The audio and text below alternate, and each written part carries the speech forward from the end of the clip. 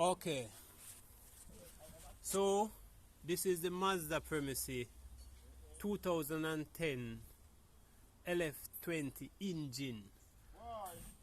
As for the engine number location, you have to look towards the back of the engine, just beside the exhaust manifold.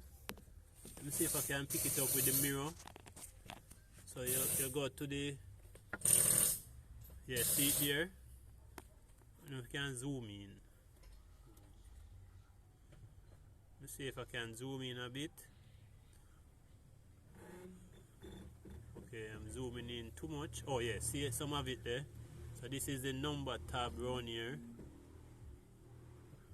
from a mirror point of view.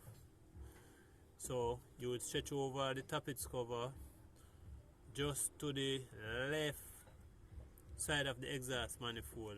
Left if you're sitting in the car. Right if you're standing in front of the car like I am now.